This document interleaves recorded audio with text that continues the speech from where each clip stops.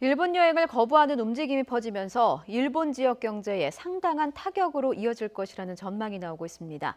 관광업계에서는 9월을 기점으로 일본 방문객 수가 급감할 것으로 보고 장기전 준비에 돌입했습니다. 신윤정 기자가 보도합니다.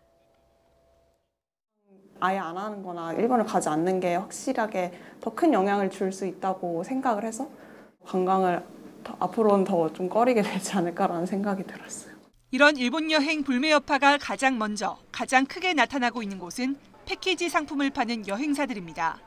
포상 관광, 골프 관광 등 여러 사람이 함께 가다 보니 이른바 보는 눈을 의식해 취소하는 경우가 많습니다. 7,000명 정도가 들어왔거든요. 근데 지금은 2,000명이 채 안 돼요. 지금 한 60%에서 65% 내외에 좀 줄은 거 아니냐라고 보고는 있고요.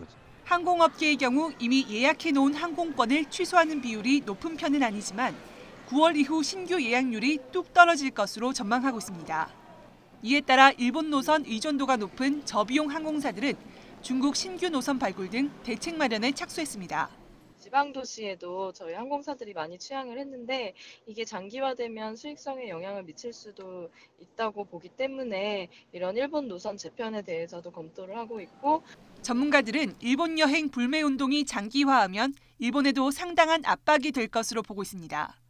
우리나라 관광객은 전체 일본 방문객의 4분의 1로 중국에 이어 두 번째고 우리나라 관광객이 일본에서 쓰는 돈만 한 해에 6조 원이 넘습니다. 게다가 일본 여러 지역을 골고루 방문하고 있기 때문에 여행을 안 가면 곧바로 현금 유입이 안 돼 일본 지역 경제에 큰 타격이 될 수 있습니다. 아주 쉽게 일본 여행을 가고 오고 하는 그러한 특성을 보이고 있거든요.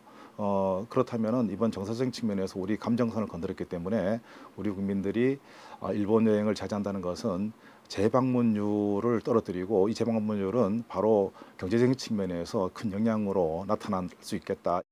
일본 여행 불매 움직임이 장기화할 경우 일본이 오랫동안 준비해온 내년 7월 도쿄올림픽 흥행에도 빨간불이 켜질 거란 전망이 나오고 있습니다.